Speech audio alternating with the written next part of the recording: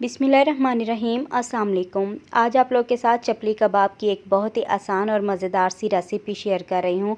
आपने मटन और बीफ के तो चपली कबाब खाए होंगे, आज मैं आपको चिकन और आलू के चपली कबाब बनाना सिखाऊंगी।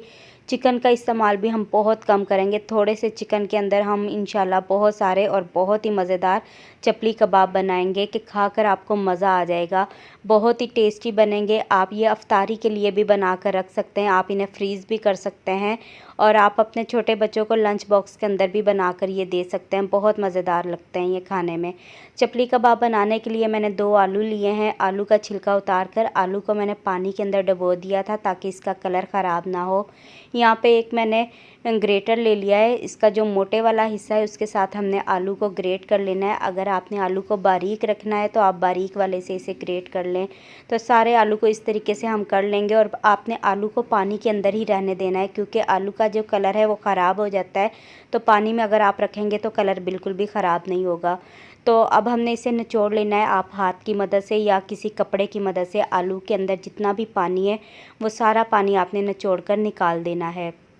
तो मैं हाथ की मदद से सारा पानी निकाल लूँगी और उसके बाद हम इसके अंदर कुछ चीज़ें ऐड करेंगे। जो चीज़ें ऐड करूँगी सारी मैं आपको बता दूँगी। तो यहाँ पे आलू को मैंने अच्छे तरीके से निचोड़ लिया है, बिल्कुल भी इसके अंदर पानी नहीं है। अब एक मैंने बड़ा बाउल ले लिया है, इसके अंदर 1 कप मैंने बॉयल किया हुआ चिकन डाल दिया है।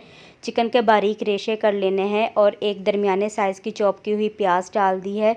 जो आलू हमने अच्छी तरह निचोड़ कर रखे थे वो इसमें डाल देने हैं। 2 सब्ज़ मिर्चें बारीक कट करके वो इसमें डाल दी है।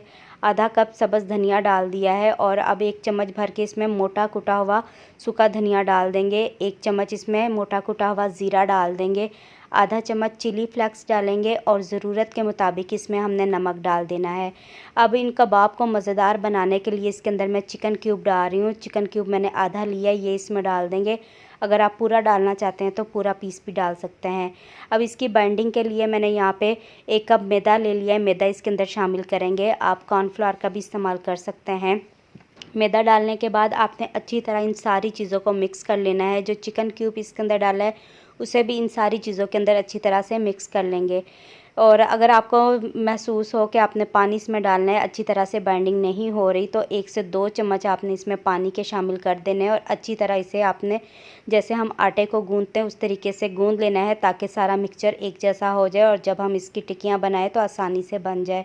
तो यहाँ पे मिक्सचर हमारा कबाब का बिल्कुल रेडी हो गया है। थोड़ा सा मिक्सचर लेंगे, इसे हाथ की मदद से इस तरह चिपटा करेंगे और उसके बाद हमने इसके ऊपर एक स्लाइस टमाटर का रख देना है और अच्छी तरह टमाटर को आपने इसके अंदर चिपका देना है। इस तरीके से सारे कबाब हम बनाएंगे। देखें, एक कबाब मैंने बनाकर तैयार कर लिया है, बाकी के भी हम सेम इसी तरीके से बना लेंगे। ये कबाब खाने में बहुत मज़ेदार लगते हैं, बनाने में बहुत ही आसान है। एक बार आप ज़रूर ट्राई कीजिएगा, इंशाल्लाह रेसिपी आपको बहुत पसंद आएगी। और रमज़ान शरीफ में तो ज़रूर आप इसे इफ्तारी में बना सकते हैं। मेहमानों के आगे रखेंगे तो इंशाल्लाह मेहमानों को ये रेसिपी बहुत पसंद आएगी।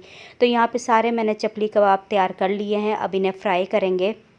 फ्राई करने के लिए हमने यहाँ पे ऑयल को हल्का सा गर्म कर लिया, बहुत ज़्यादा ऑयल को गर्म नहीं करना है। तो इसमें हमने एक एक करके कबाब रख देना है। जो टमाटर वाला हिस्सा था वो मैंने पहले नीचे रखा है और उसके बाद आपने इसे 1 से 2 मिनट बिल्कुल भी नहीं हिलाना है। जब हल्का सा ये गोल्डन हो जाएगा, इसके किनारे पकने शुरू हो जाएंगे, उसके बाद आपने इसकी साइड चेंज करनी है। एहतियात से कीजिएगा।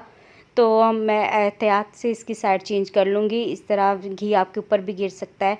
तो इस तरह आप जब इसकी साइड चेंज करेंगे, देखिए टमाटर भी हमारा हल्का सा सॉफ्ट हो गया है। बहुत ज़्यादा इसे हमने गलाना नहीं है वरना ये उतर जाएगा।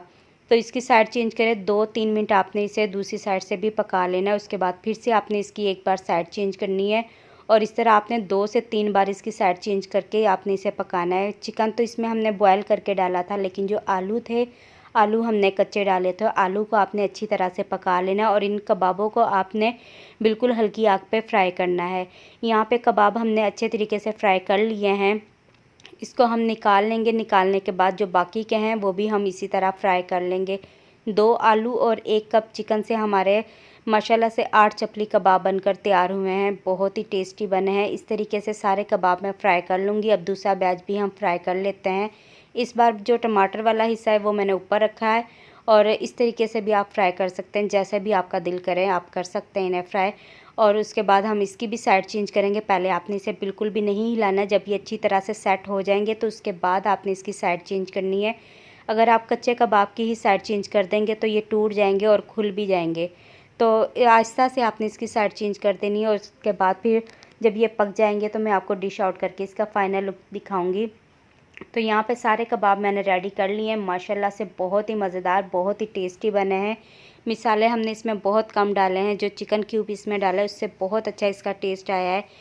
तो आप ये रेसिपी ज़रूर ट्राई कीजिएगा, इंशाल्लाह आपको पसंद आएगी। वीडियो अगर अच्छी लगे तो वीडियो को लाइक करें। अगर आप मेरे चैनल पर न्यू हैं, चैनल को सब्सक्राइब करें, साथ में बेल के आइकन को भी प्रेस करें। अब मैं आपसे इजाज़त चाहती हूँ, मिलते हैं किसी न्यू वीडियो में।